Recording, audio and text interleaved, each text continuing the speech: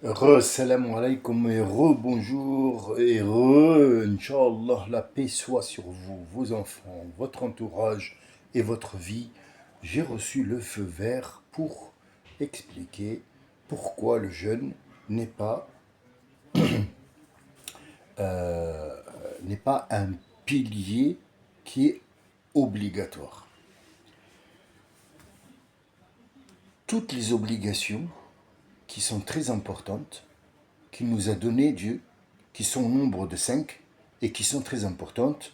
Donc, les deux témoignages, la prière physique qu'on fait, la prière mohammedique, l'aumône, le jeûne et le pèlerinage, on nous a inculqué et on vit toujours avec les 1000, les 1 milliard 500 te disent tous que s'il n'y a pas ça, il n'y a pas d'islam. Je vais vous dire, en Tunisie, il n'y a personne qui fait les 5, sauf ouais, la ilaha illallah Muhammad Rasulullah, et il ne sait pas ce que c'est, la ilaha illallah Muhammad Rasulullah, il le dit, il ne sait pas.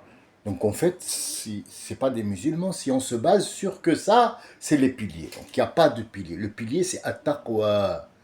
Taqwa.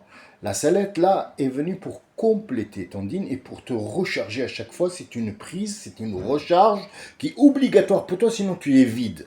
Et qui est suivie toujours par l'aumône. Parce que tu es attaché beaucoup à l'flus, l'oseille, le blé, la matière, c'est à moi. Donc tu es attaché à ça. Toute ta vie sera ça et on le voit tous les jours depuis X milliards d'années. C'est dis-moi ce que tu possèdes, je te dis qui tu es. En fait, c'est faux. Donc en fait, la prière est reliée toujours à l'aumône. Salet zakat, salet zakat, dans tout le Coran, salet zakat, salet zakat, salet zakat, toujours, toujours, toujours, zakat, zakat, zakat, ça veut dire que montre-moi que tu n'es pas attaché à cette matière, donne-en aux autres. Bien, c'est les deux qui sont obligatoires dans le sens où je vous les impose. Tu vas me dire, je ne peux pas faire la prière debout. Bah, tu l'as fait assis. Mais assis, j'ai mal au dos parce que j'ai fait une opération. Tu l'as fait couché. Ouais, mais couché, comment? Bah, tu l'as fait avec les yeux.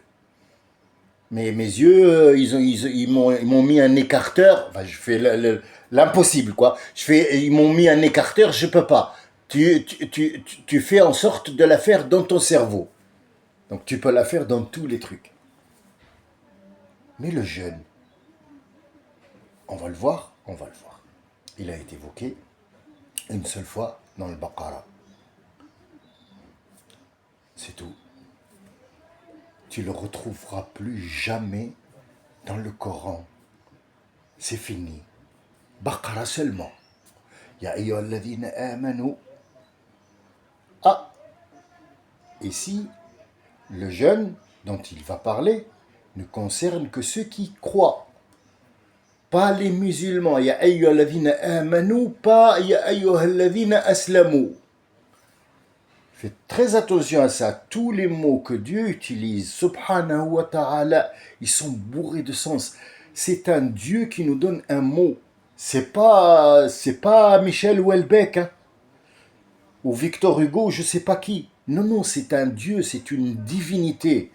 Ya ayyuhalladhina amanu, ô vous les croyants, qui croyez à ce que je vais dire, ouvrez bien les oreilles, écoutez bien ce que je vais vous dire.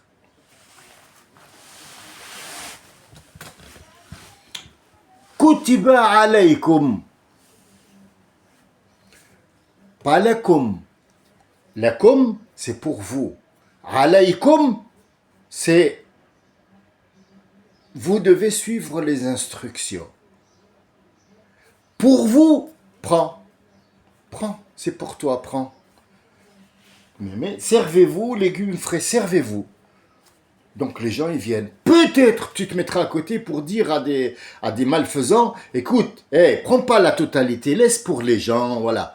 Mais ça, est-ce que ça rentre dans le mot servez-vous? Non, tu lui as dit servez-vous. Il peut te dire, ouais, mais t'as écrit servez-vous. Là, je me sers, moi. T'as pas dit servez-vous, prenez un. Ça, c'est un être humain. Alors que dire de Dieu? Ya ayyuhalladhina amanu. Écoutez bien, il y a des directives. Kutiba alaykum siyam. Le verbe kutiba, c'est le pire des verbes qui existent dans le Coran parce que les gens ne savent pas ce que ça veut dire. Ils disent quoi, maktoub, ils se sont mariés parce que c'est maktoub. Maktoub, ça veut dire quoi? Après un stylo, il a commencé à écrire. Qu'est-ce que tu racontes comme connerie de merde? Réfléchis, putain, un petit peu. Réfléchis. C'est quoi écrit? Il a pris un stylo, il a écrit. C'est pas des écrits. Mais non. Mais non. C'est un ensemble de choses qu'on mélange pour avoir quelque chose. Je vais donner toujours ce truc, je donne toujours cet exemple, un gâteau. Un gâteau, tu vas prendre la recette. Aïe, aïe, aïe, aïe. La recette, ça s'appelle l'écrit. Eh oui, la recette, elle est écrite. 5 grammes de beurre. Et pourquoi tu mets pas 50 grammes? Ben non, mais parce que c'est écrit 5 grammes. Sinon, c'est plus du gâteau. D'accord. Donc, tu as suivi l'écrit, oui.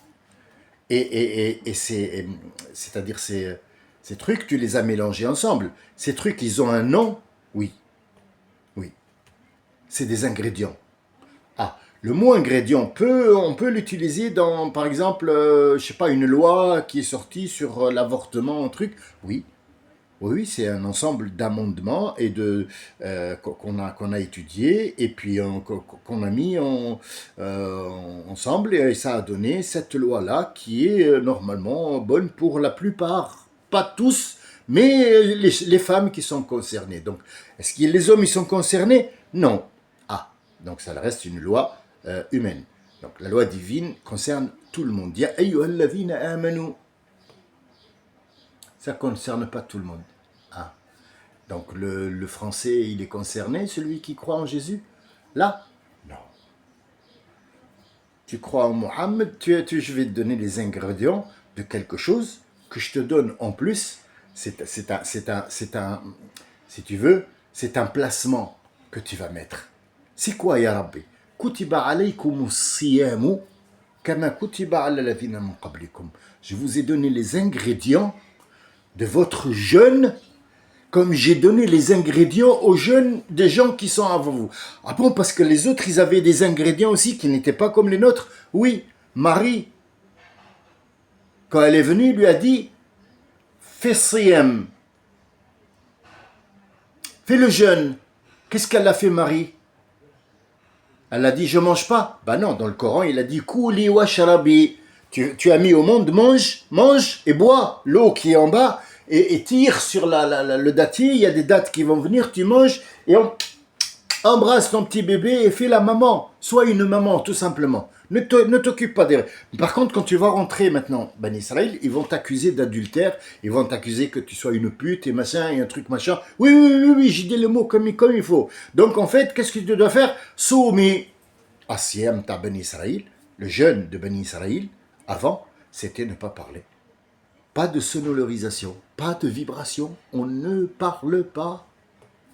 On ne parle pas. Ah, leur ingrédient n'est pas comme le nôtre. Non. Pour vous, As-Siyam, et il commence à donner d'abord, si vous ne pouvez pas, vous ne le faites pas. Avant d'expliquer Siyam c'est quoi, et donner les ingrédients, il commence فَمَنْ كَانَ مِنْكُمْ مَرِيضًا أَوْ عَلَى سَفَرٍ. Celui d'entre vous qui est malade ou il est en voyage, il ne sera pas concerné par ça. Tu ne peux pas être concentré dans ton jeûne si tu es en voyage ou tu es malade. Donc si tu veux le faire, tu referas après tel et tel. Et pour les gens qui peuvent le faire et qui n'ont pas envie de le faire ou c'est dur pour eux, il faut faire manger des gens. Est-ce que Gisèle, tu peux le faire? Oui. Tu l'as fait? Oui. Ça va. T'es malade? Oui. T'as pas à le faire et t'as pas à faire à manger quelqu'un. Pourquoi? Parce que faire manger quelqu'un un repas complet, c'est quelqu'un qui a la capacité de faire ce truc-là et il ne l'a pas fait. Donc tu vas faire manger quelqu'un, mais ça ne remplace pas le jeûne parce que après il dit Rabbi subhanahu wa ta'ala as-siyamu li wa ana ujzi bihi. Le jeûne c'est pour moi, ça ne fait pas partie des machins trucs. Mais moi je vais te donner une récompense spéciale parce que tu t'es empêché de manger et pourtant la bouffe elle était là et je t'ai fait la misère. Je t'ai envoyé des gens qui mangent devant toi, je t'ai donné l'envie, je t'ai donné la soif, je vais mourir de soif, mais t'as l'eau là, pourquoi tu vois pas? Non, j'ai donné ma parole à Dieu que j'ai fait ça. Tu le fais pour moi, donc c'est bien. Donc je vais. Et celui qui est malade, qui ne peut pas, mais il voudrait, c'est comme si tu l'avais fait. En jeûne toute la journée, toute l'année, oui. Quand tu dis Allahu Akbar. Et là, c'est une autre réponse pour quelqu'un d'autre qui m'a posé la question et je vais lui répondre tout de suite parce qu'hier soir, je lui ai promis que je lui répondrai si j'ai la réponse et je l'ai. Madame Gisèle, sache que le ramadan, c'est un plus et le prophète l'a fait exprès, ça veut dire c'est une sunna mu'akkada. Prophète, il a voulu absolument que les gens aillent au pèlerinage et que les gens font leur... Parce que quand ils vont venir, Yawm al-Qiyamah, peu importe les bons hasanats que tu as rassemblés, ça ne te suffira pas pour payer les gens. Tu vas payer. Tu as fait à lui, qu'est-ce que tu lui donnes? Et à Rabbi, qu'est-ce que... donne-lui. Donne, lui dis encore. Donne. Hop, le compte, il est vide. Et qu'est-ce qu'on fait maintenant? Eh ben, tu vas prendre sa place en enfer. Ben oui, est-ce que tu as une monnaie d'échange qui s'appelle Hassanet? Est-ce que tu as eu des bagages quand tu es mort pour que tu puisses payer tout ce monde avec qui tu as eu des litiges? Bien sûr, tu as insulté quelqu'un, il va prendre une insulte. Son insulte, il va la prendre en monnaie, en cash. Ça veut dire tes Hassanet à toi. Et le jour où tu n'en as plus, qu'est-ce qui t'arrive? Eh ben, tu vas payer de ta personne. Donc, il va te donner ses sayyat à lui, et toi, tu vas prendre sa place en enfer. Donc, Rasoul, il a dit, écoutez, moi, pour éviter tout ça, en plus, je vais témoigner en votre faveur, parce que j'ai ce privilège, Yom Qiyam, faites siyam, levez-vous le matin, faites le fajr, et faites ça et ça et ça, et faites ça et ça et ça et ça, pour que je puisse vous appuyer et dire, Ya Rabbi, pardonne-lui. Donc, siyam, c'est un plus qui est certifié par le prophète. Mais comme il est venu d'Allah Azzawajal, sans que le prophète ait cette petite attention pour nous qui dit oui, va se faire siem, mais c'est pas une obligation. Il t'a jamais obligé à le faire. Jamais le prophète a obligé quelqu'un de faire. Mais il nous montre que fais-le, c'est bien pour toi, fais-le. Mais Dieu, qu'est-ce qu'il a donné? Celui qui ne veut pas. Alladhina yutiqunahu. Ceux qui peuvent le supporter. Fidyatu at'amu miskin. Tu dois faire manger quelqu'un parce que toi tu peux. Le malade, 2 fois il a dit. فَمَنْ كَانَ عَلَى سَفَرٍ مريض فَمَنْ كَانَ مِنْكُمْ مَرِيضًا أو على سفر 2 fois. Ne le faites 2 fois de suite, ça veut dire c'est très important. T'es malade, tu ne le fais pas. Mais tu as l'intention de le faire? Oui, l'intention est prise en compte par Dieu. C'est comme si tu l'avais fait. Mais comment on fait le jeûne? Tu nous as dit tout à l'heure que toujours on fait le jeûne toute la journée. Quand tu dis Allahu Akbar, tu rentres en salat, tu manges? Non. Tu aurais pu prendre la main comme ça et manger? Ouais. Tu aurais pu avoir un chewing-gum dans la bouche? Oui. Mais tu l'as pas fait? Non. Le temps de la prière, ça sera un jeûne. Tu étais en train de travailler. Tu as laissé ton travail, ta boutique, ton truc, ton poste, ton travail, ton boulot, et tu es venu pour dire Allahu Akbar, 1/4 d'heure, 10 minutes, 1 seconde, ce que tu veux. Ne sous-estime jamais 1 seconde ou 1 minute. Mais tu l'as donné à Dieu, Allahu Akbar. Et là, on va rentrer dans le mot Allahu Akbar. C'est une aumône. Pourquoi? Parce que dans cette seconde-là, ou cette 10 minutes, ou ce quart d'heure, tu aurais pu gagner de l'argent. Or, tu l'as laissé l'argent et tu es venu vers moi. Donc, moi, je vais te faire gagner ce quart d'heure-là. Je vais te le donner, pas en argent, mais dans la vie, je vais te le rembourser. Tu auras quelque chose qui vient de ma part à moi, tu n'es même pas au courant. Il y a un truc qui arrive, un cadeau, de la bouffe, je sais pas quoi qui va venir en compensation de cette cadeau. 24 heures sur 24, tu as ça. 24 heures pour les gens qui ont cette illumination pour voir un petit peu d'où viennent les choses. Il a les signes, quoi. Putain, et il sort, et là, il trouve, je sais pas quoi, moi, un bouquet de fleurs. Allez, c'est pas comestible, un bouquet de fleurs. Mais, ou une grappe de raisin qui est mise. C'est un cadeau. Ne le sous-estime pas. Il peut être une guérison pour toi.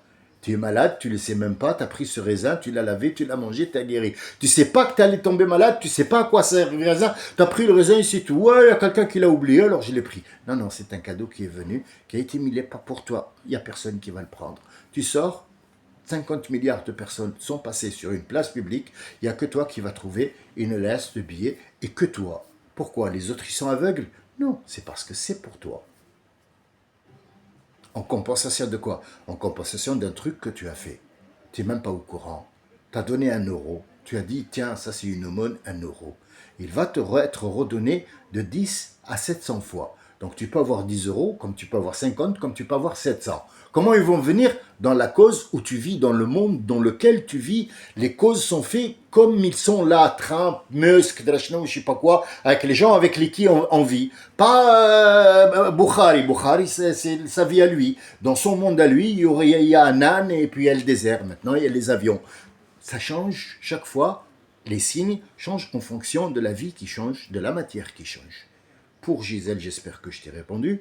Le jeûne et le hajj ne sont pas obligatoires. Le hajj, tu peux lire le verset. Il dit Al-hajj ashhur ma'lumat. Le hajj, ce sont des mois qui sont comptés. Des mois? Le hajj, c'est 15 jours. Qu'est-ce que tu racontes?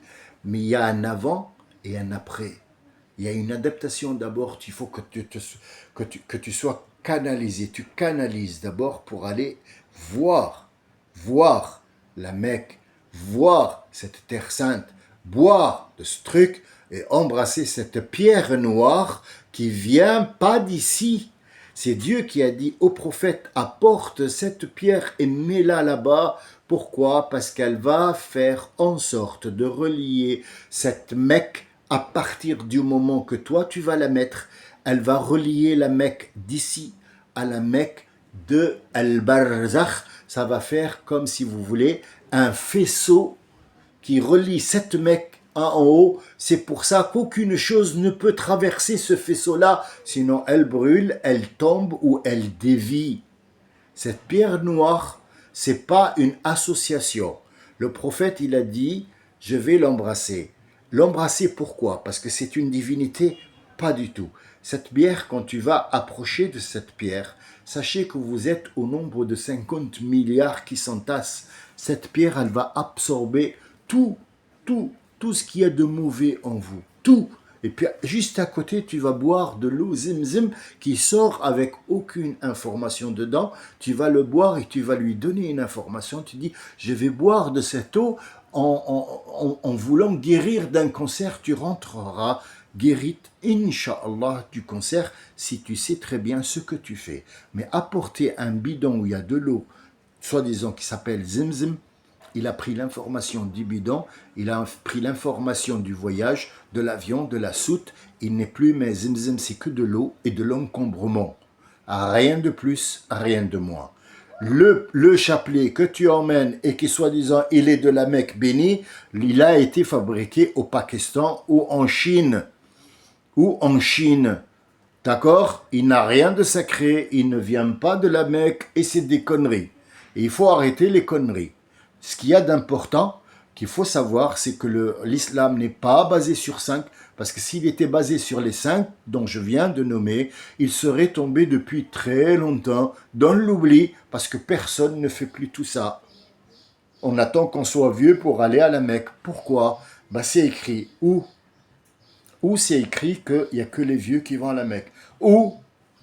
Tu vois, ce sont des préjugés avec lesquels on a vécu. Donc la pierre noire, j'espère que je t'ai répondu, c'est une pierre qui ne vit pas d'ici, absorbante comme une éponge. Il faut absolument s'en apercevoir. Et si tu peux pas, tu fais comme tout le monde, de loin, tu imagines que tu l'as touché, elle fera le même travail que si tu es allé l'embrasser. Et ne crois pas que bouche sur bouche, ça va faire des microbes. Pas du tout, parce qu'elle a tout absorbé, elle est magique, j'aime pas trop le mot magique. C'est une pierre qui vient d'un autre monde. que le prophète est allé chercher, et c'est une seule pierre, elle s'appelle la pierre noire. Elle est assez conséquente, c'est un métal rempli de métaux qui ne viennent pas d'ici. C'est un métal. C'est une pierre remplie de métaux qui ne vient pas d'ici, qui est absorbante et qui va faciliter. C'est comme la pièce manquante, la pile que tu vas mettre pour que la lumière s'allume. Ah, ça y est, j'ai mis la pile, elle est chargée. Elle va faire un faisceau entre la Mecque d'en bas et celle d'en haut. Voilà, tu sais tout. Maintenant, Gisèle, c'est à toi de voir. Ne te sens pas comme quoi tu as négligé. Si tu es malade, tu n'as pas le droit. Tu n'as pas le droit de faire le jeûne parce que tu aggraverais ton cas. Donc si tu peux le faire et que tu es capable de le faire, Dieu va te récompenser. وَأَن تَصُومُوا خَيْرٌ لَكُمْ, pour les gens qui peuvent le faire mais qui préfèrent donner place. Rabbi dit si vous le faites, c'est mieux pour vous. Et Rasoul, pour approuver ce siyam qui est très très bon pour toi, économique parler en haut et en bas, c'est une purge. Chaque année, tu purges ton corps. Tu le purges de toute fonctionnalité. Il y a des critères à suivre. Si tu sors de ces critères-là, c'est plus un jeûne. Comme par exemple, faire le jeûne toute la journée, ne pas manger, et préparer une tonne de protéines et une tonne de graisse que tu vas absorber dans la nuit. Et tu te bourres de graines, de graisse, de machin, de trucs, de bouffe. Et le matin, tu dors jusqu'à 15 heures pour attendre quand est-ce que c'est l'heure pour manger. C'est pas du jeûne, ça. Ça s'appelle de la connerie humaine, de la connerie nord-africaine, pure et simple, décorée. Pour mon ami MJ, GM, qui m'a posé la question. La question c'est qu'est-ce que ça veut dire Allahu Akbar et pourquoi dans le Coran on trouve Allahu Kabir. Jamais de la vie dans le Coran tu ne trouveras Allahu Kabir, ça n'existe pas. Alors Akbar et Kabir, je vais vous expliquer ça et je vais vous dire. Alors, ça c'est un truc de pignon de pain. Par rapport à une fourmi, Kabir, c'est-à-dire il est grand, de taille. Est-ce qu'on peut dire un grand projet? Oui. Est-ce que ça s'utilise sur le corps et sur des métaphores? Oui. La grandeur, c'est que l'énormité de la chose, elle est assez conséquente, que ce soit un projet ou que ce soit un pignon de pain. Mais il y a aussi une cacahuète. La cacahuète, elle est plus grande que le pignon de pain. Donc le pignon de pain est plus petit. Mais aussi on dit, el cacahuète, kabira. Kabir, kabir, sarir. Kabir, sarir. Allah ne prend pas le mot kabir. Mais akbar, toujours. Akbar, plus grand. Pignon de pain, akbar. Maison, akbar. Méthode, akbar. Espace, akbar. Les guerres, akbar. Un ennemi énorme, akbar. Il y a des bombes nucléaires, akbar. Toujours. Il prend le mot akbar et jamais kabir. Et on vous a donné des fausses informations, soi-disant celui qui va se faire exploser, il dit Allahu Akbar. Alors, quel est le rapport entre ça et ça? Ça, c'est un suicide. On ne peut pas dire Allahu Akbar. Akbar de quoi? Pour te suicider? Quel est le rapport? Il est où le rapport? Moi, j'appelle des gens qui ont un cerveau, une cervelle, qui réfléchissent. Donc, quand tu vas te faire exploser, Allahu Akbar de quoi? Akbar de l'explosion dans laquelle tu as tué des gens? Réfléchis. Allahu Akbar dans une guerre. Ça veut dire quoi? Une guerre entre deux musulmans ou deux trucs avec des épées avant. Ils disaient Allahu Akbar. Ça veut dire que notre cause, Allah est plus grand que la cause et il est avec nous parce qu'il est toujours plus grand que ce que tu imagines toi. Mais est-ce qu'il a un physique pour qu'on dise qu'il est Akbar? Alors Kabir n'existe pas. Akbar toujours. Pourquoi quand on rentre dans la salette, la première des choses après donner ce qu'on appelle al-iqama, ça veut dire à haute voix Allahu Akbar de tout ce qui est devant moi parce que je rentre dans la maison, c'est une métaphore maison, mais je rentre dans un espace qui est plus grand que mon espace. Il y a plus grand que cet espace-là qui est Allah Azza wa Jal qui n'a pas, qui ne cesse de grandir. À chaque fois qu'il y a quelque chose dans mon esprit, Allah est plus grand que ça. Qad qamat as-salat, c'est une de moi. Je vous donne ma parole, je te donne, Ya Rabbi, ma parole, que je vais la prendre au sérieux. Ma tenue devant toi est sérieuse. Je ne vais pas penser aux clés. Là, malheureusement, la plupart des gens, ils disent Allahu Akbar, la clé où je l'ai mise, qui est ressentie, qui est rentrée, qu'est-ce qui se passe? Est-ce que, oui, non, mais j'ai oublié le truc sur le feu. Est-ce que, ah oui, les cafards, l'autre fois, j'en ai vu, assalamu alaikum. Il n'a pas fait de salette. Il a fait de salette. Il n'a pas tenu sa parole, comme quoi il va prendre la salette au sérieux.